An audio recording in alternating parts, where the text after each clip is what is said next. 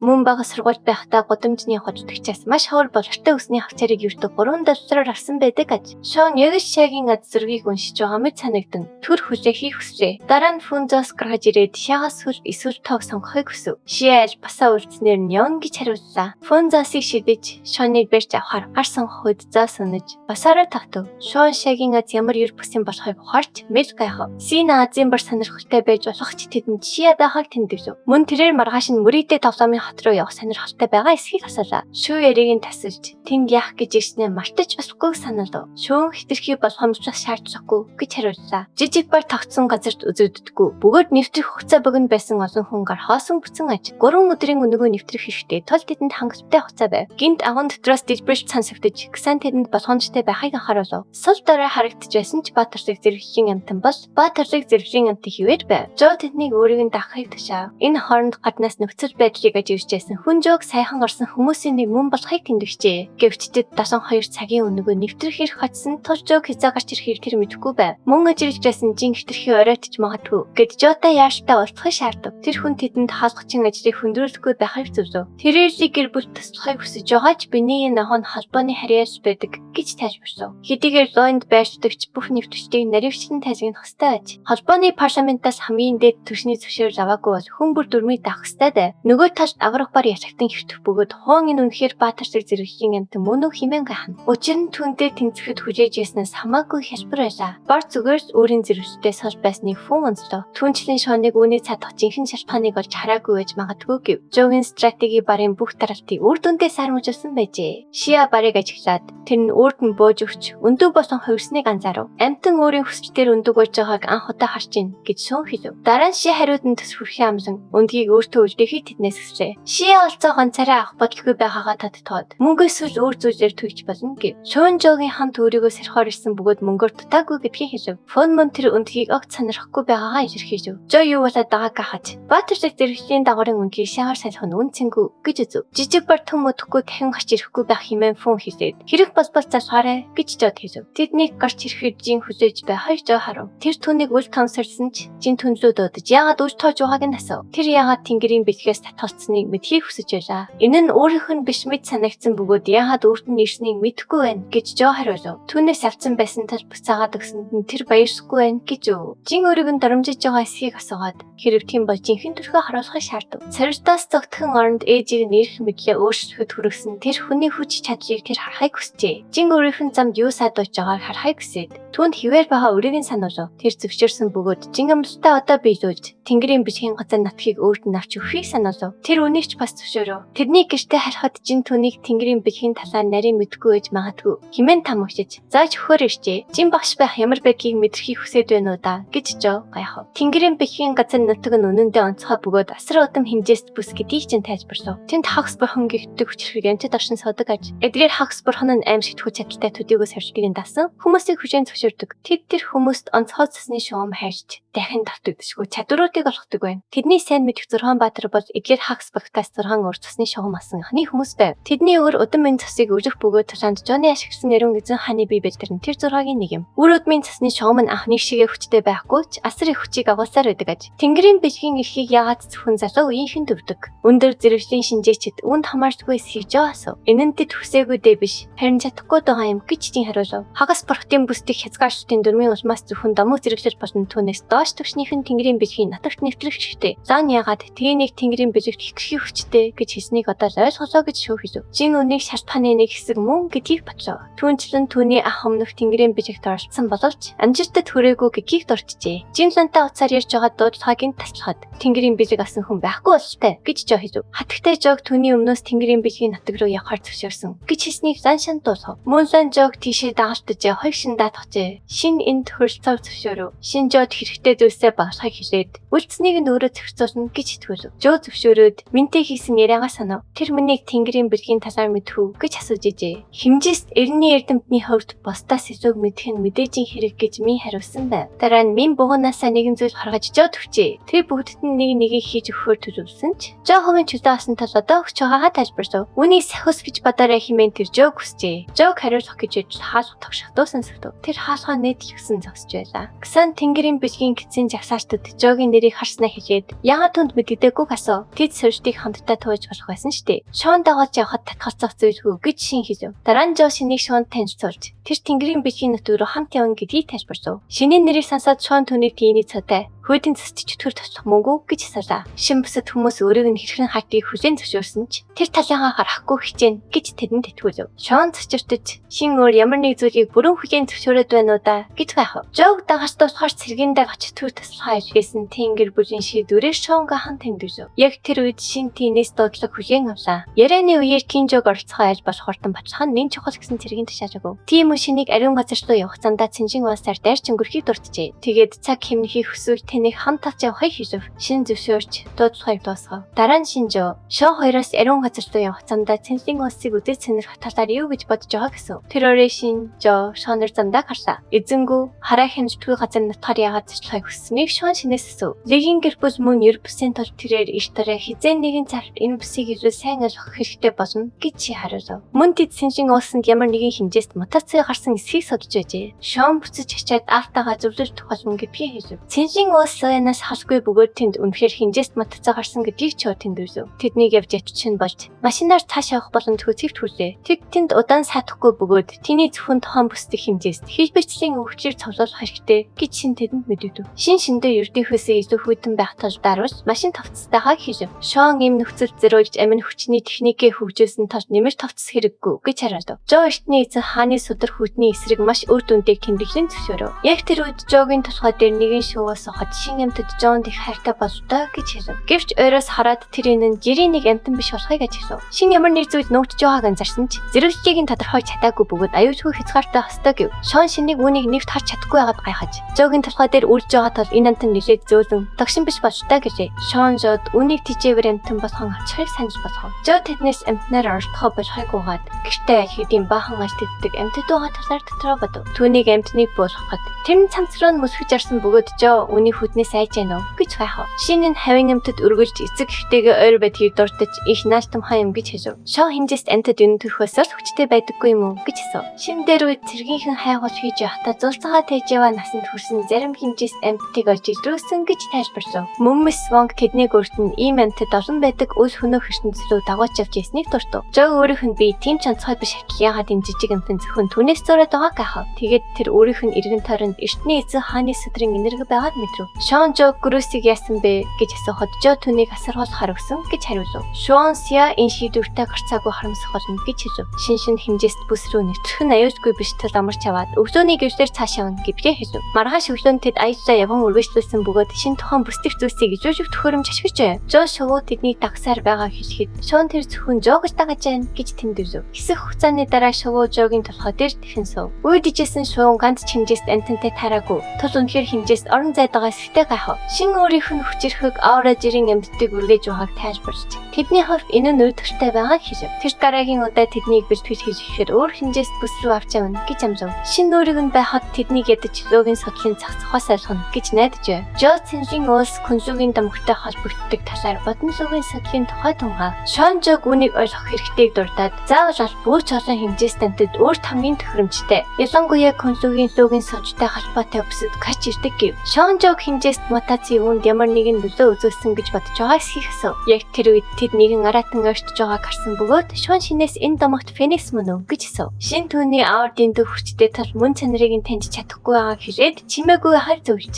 Яагаад ийм өндөр зэрэгчлийн амтан гадна бүсэд байгааг ахав. Жогийн толгой дээрх жижиг шувуу дугарч Фениксийг тэдэн рүү эргэж харахад хүргэв. Жо Феникс рүү харахтаа түүний эргэн тойрон дах зарим шувууд толгой дээр нь суугаа шувуутай төстэй байгааг анзаарав. Жижиг шувуу Феникс рүү ойртох үед Шон Феникс тэдний хүн гэж харахаас илүү шувууны 8 ачид гэж үзэж байгаа байх хэмээн хашнав. Дараа нь Феникс нисэн оцсон бөгөөд Шон тэдэн рүү дайртгүй ясанд нь тайвшрав. Шин Феникс тэднийг хор хөнөөлгүй гэдгийг мэдчихсэний хэлээд хэрэг тулцсан бол үр дүн нь өөр байхаасан гэж тэмдэглэв. Шон шиний цэргийн ур чадварыг хүлээн зөвшөөрсөн ч тэрч байтугай ийм амтны эсрэг тэнцэхэд хэцүү байх болно гэв. Шин толгоос эсрэн бурханлаг аратныг харсны дараа Шоныг зүгээрүү гэж асуув. Жо жижиг шувуу байсаар байгааг анзаарсан бөгөөд шүүн ягаад ихийгээ дагаагүй магадгүй хайгцсан болов гэж хайхав. Жо болон шинэ нэр Фениксийг өөр бүсэс шувууг хайж байгаа байх гэж тайлбарлав. Жо шувуу тэднийг ханигтээ дагуулж явахыг хичээж өгнө гэж таамаглав. Шувууг дагаж явсаар тэд нэгэн асар том модтой таарчдаг. Шинэ нэртний домоогоор Феникс зөвхөн параслан модон дээр амардаг гэдгийг дурдж энэ бүс түүний ихийн нутагт эсгэр байж магадгүй гэж тааварлав. Тэрээр жижиг шувууг ганцаараа гарч яваад төрсөн Фениксийн дэгдээхэ байх магадaltaй гэв. Жо нэгэнд ийм байрхан ирсэн тал очиж үзэх хэрэгтэй гэдэгтээ санал нийлв. Шон цочирдож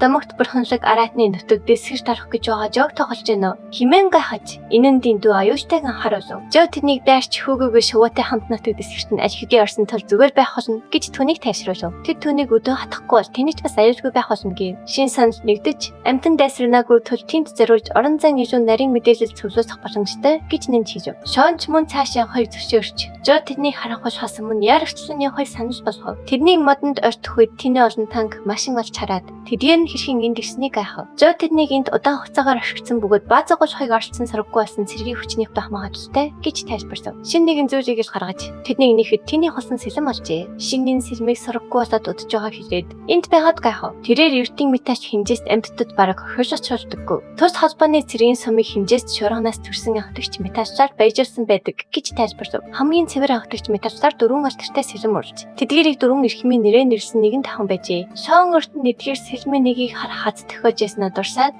одоо барьж байгаа нь холсон сэлэм байна гэв. Жо сэлмийг шалгаж үзээд түүний чанарыг гайхан тэмдэглэв. Шон Жог сэлмийг хойноос нь соголсон даруйда түүний эзэн болсон тул өөрийн болохоор нэхэмжихэд дэндүү хажимдсан гэж хэлв. Шон Жог гацтай байна гэж хэлсэн ч санаа зовж байгаа бололтой харагдсан бөгөөд Шон тандан энэ хаваас бусад сэлмийг олж магадгүй гэж хэлв. Шин хэрэг Шон тэднийг олсон ч эзэмшиж чадахгүй байх вэ гэж имэж байгаагаа хэлв. Тэрээр дөрвөн сэлмийн эзэд тохиолбож чавганы цэцэр сэлмийн эзэн болно байна. Гэр бүлийн өмнөх тэргүүн нар бүгд гинтийн зочгүй байдлаар цаг бүсаар нас барж сайн төгсгөж үзээгүйг дуртав. Жон гэр бүлийн өмнөх тэргүүнд нь тэний эцэг байсан байх гэдгийг ухаарав. Шинэ Жогоос сэлмийг авч өөрийн гар дээр төсөлт хийгээд тэднийг толтож болохгүй гэж анхааруулав. Тэрээр тэдний зөрчилдөөний үеэр цосорсол гомшигт хүрхэн гэж тайлбарлаад Жо түүний эзэн болсон ч сэлмийг ашиглахгүй хан дээр гэв. Тэний алтан модон дээр очиход Шон тэнд Феникс хүзэж байгааг хараад гайхаж хоцров. Дараа нь тэр нэгэн кокон олж хараад яагаад энд байгааг юм гайхав. Жо үнийг луухийн ходог болон шаргаалчны үүрэнд байдагтай ижил өөр нэгэн кокон байна гэж бодоод үүний зорилгыг сонирхов. Феникс гарч ирэхэд Жотой хамт байсан жижиг шувуу түншүүд хүү. Шин тэднийг цааш явахыг санаж болгосон бөгөөд тэднийг явах үед Феникс төлөө ашигчин жижиг чөлөө бүтээ. Шин, Шон, Жонор машиндаа хүрэхэд шин шимжин тавхад хугацаа орогч тэнгэрийн бэлгийн шалгуурт хүрч чадах ёстой гэдгийг хэлв. Шон бурханлаг араатны зэлцэг хичнээн гайхалтай байсан ч түүнийг нам хотод чадаагүй нь харамсалтай гэд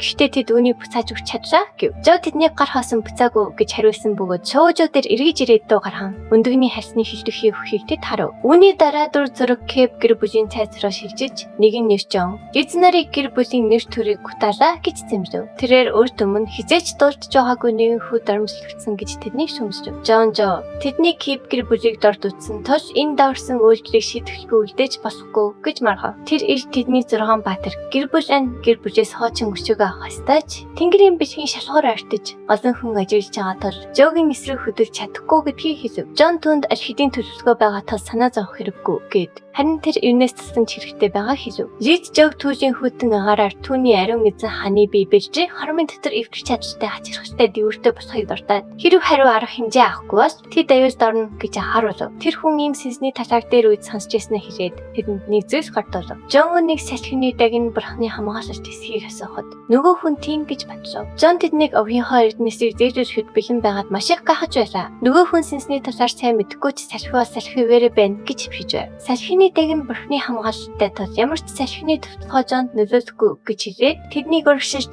урмыг нь хоосохгүй хайг хүсв. Энэ хооронд Жо шинтэй хамт явж хоёрыг шинжиж байлаа. Шан түүнийг хитрхи их бодгүй байхыг зөвлөд тэнгэрчлэг араатнууд ачийг бачаад хариулдаг гэж домогт гардаг тул энэ нь Жод басамж гэдгийг хэлв. Тэд аль хэдийн ариун хотод ирээд байлаа. Тэрнийг төхөж очиход шавнаар урдан цуглж шинийг танин ангийн гэр бүл савчдад хэнийг сонгосныг таварж эхлэв. Шинэнд орч төвчд байрс болно гэдгийг тайлбарч бүх зохицуултыг аль хэдийн хийсэн гэв. Жо маргааш өглөө савчдын нутаг руу хөдлөх байв. Ангийн гэр бүл дайсансан хамшиг байгааг Жо анзаарав. Жо нөөний Жог мэдээгүй байгаа эсхийг асуугаад өмнөх удаад тинээс олж хинч тэнгэрзэр бэлэг аваагүй гэж чив. хэлэв. Сёнийг түүх ярьж байх үед нэгэн эрт хэн яагаад замыг хааж байгаа гэсэн. Кен өөр ертөнцийн амьтдаас хамааралтай өөдөртөө зургамжлах хүсэж өөрчлөлт оруулахыг хүссэн гэж хариулв. Үүний дараа юу болсныг Жо Сиванаас асуув. Тэн тэр үеийн бүх оролцогчдыг тавхирт дуу болгож сорилт дуустал юу ч хийдгүй суулгасан гэж Сиван хариулв. Үүнээс болж тэнгэржид бэлэгдүрмээ хүртэл өөрчилж тэний өмнөх шиг саадуулахаас сэргийж одоо хүн бүрийг сорилтын санамсаргүй байшиж телепорт хийдэг болжээ. Жо тэр үеийн нэгэн охиныг санав. Тэгтэл нэгэн эр ангийн гэр бүл яаж энэ зүйл хийж зөрхилдөг байна гэж хатагтаагаас асуув. Тэнгэржид бэлгийн сорилтын үеэр оролцогчдод төгш орсон бас өөрсдөө хариуцсан. Энэ бол зүгээр ч тэнгэржид бэлгийн нутагт эсгэж тосон жижиг осол байсан гэж хатагтай тайван хариулв. Тэрээр үүний нөхрийг нь өөд басны дараа ангийн гэр бүлийг устгахыг дэмий хичээсэн зарим нэг хортон шавчнуудтай зөвшөв. Тэр тэдний бүгдийг нь өөрөө ярьсан гэдгээ илчилв. Нэгэн жахан охин хатагтай хүч чадлыг биширч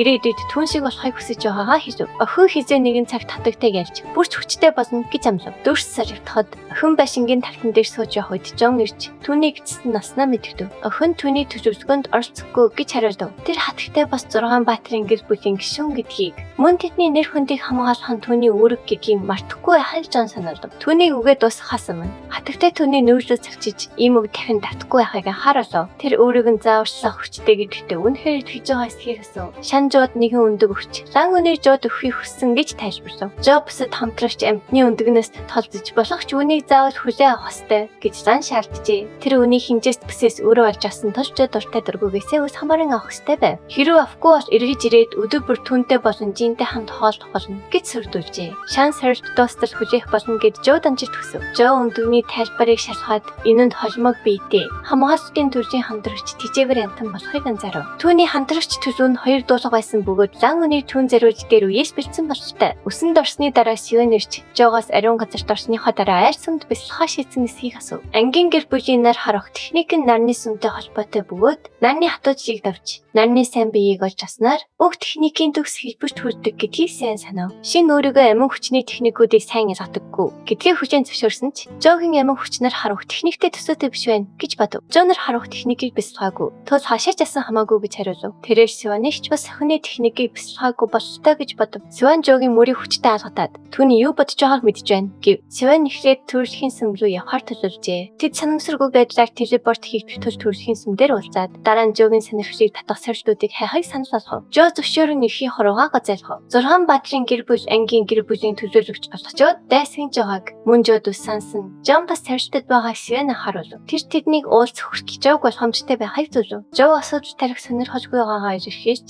боломжтой бол тэдэнтэй таашлахаас зайлсхийхийг илүүд үзв. Жан бүр шингээр дамжуулсан Жод дээд зэргийн хамгаалалттай металл авахыг аратныг өгүүлэхээр зохицуулсан байв. Сиван үүнийг сансаад ангийн гэр бүлийн өвөөмөр сэтгэлийг гайхсан ч зарим тушаар санаа зовж байгаагаа илэрхийлв. Дараа нь тэр Жод харуулахаар нэгэн сэлэм суглав. Энэ бол хосгоо давталгааны хүчтэй, дамог зэрэглэлийн хамгийн хүчтэй давталгааны төрлийн хамтрагч тижээвэр амтан болох генералын Аянга хэмээн Сиван тайлбарлав. Мөн энэ нь саяас ганцалдах Аянга бурхныг татагч хэмээх тусгай ур чадвартай мутантай. Сиван үнэхээр аттай юм гэж Жо хэлв. Дараа нь Жо бусаад Сиванд туслахаар цаг явуулна гэв. Сиван үгээрээ юу гэсэн үг болохыг асуув. Маргааш нь хүн бүрийг гарц нээгдэх гэж буй түүх зэрүү дуудав. Тэднийг шидний тойрог руу орох үед Сиван Жо хоёр төрхийн сүм дээр уулзахаар тохирцов. Тэд өдөлгүй өөр байршил телепорт хийвдэв. Жо хоёрын тойрноо харж сорилтын нартаг асар уудан болохыг анзаарав. Тэрээр ихлээд Сиваныг олохын тулд түүний өгсөн зэргийг дагахаар шийдэв. Кепийн гэр бүлийн дайсан болсон Атлантын гэрлэг бихийн сорилтод оролцож буй. Жогийн зэргийг бишрэн Жон түүний ард гарч ирэв. Жоныг үүнд бэлэн байгаа эсхийг асуув. Олон шувуугаар хүрээлүүлсэн Жон ариун газрын хавшигч болох Кепийн гэр бүлийн тэргүүнээс тэдний буух зарим цэгийг өөрчилж өгөхийг хүссэн гэж тайлбарлав. Тэр Жод давлагчтай байсан ч цогтож чадахгүй гэж анхааруулв. Жо ярьж байгаа тул албан ёсны зүйлээ алгасаад шууд гол ажилдаа орохоор шаардсан сэлмээ соголов. Бусд нь орсон жирөө давтлахаар урагшлав. Жижиг галт шууны дэдийхээ дундуур нь орж давтлахаараа тэдний ялав. Бүх шууд уурсан галт шуунд дагаар орж явах шиг байгааг Жо анзаарав. Хамтрагчид нь таран оцсон тул одоо яах вэ гэж нэгэн нэр хайхав. Жон галт зорчлоо урд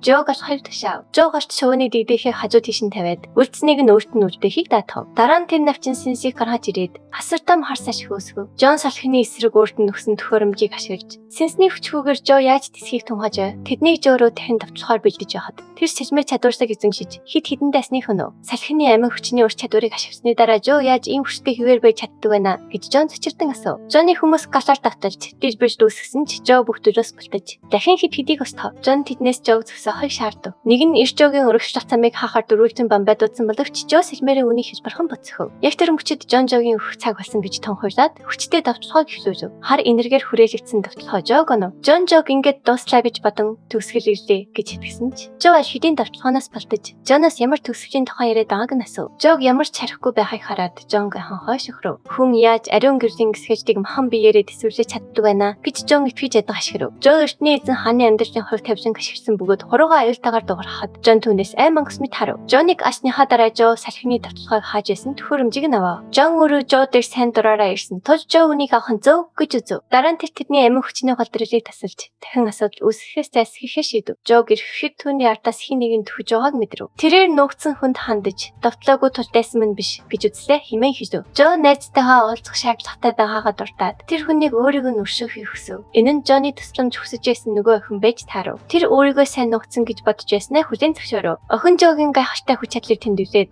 өөрийн хүсэлгүйгээр телепорт хийгдсэн ч ийм гайхалтай талааныг харсандаа азтай байна гэв. Дараа нь тэр түүний нэрийг асуухад Жо зүгээр л хэлж өгөв. Энэ түүх одоогийн байдлаар яг ингэж дууссан юм. Одоогоор энэ манхвагийн дараагийн бүлгүүд хараахан нийтлэгдээгүй байгаа тул шинэ хэсэг гармагч та бүхэнд хамгийн түрүүнд хүрэхийг амлаж байна. Бидний бүтээлийг дэмжихийг хүсвэл дэгцэн дэвтгүүрийн банкны данс руу хандваа илгээгээрэй. Үдсэнд гүнээ баярлалаа. Лайк дарч сувагсуу маань бүртгүүлж дараагийн гахалтай бүтээлийг тэсэн ядан хүлээж аваарай.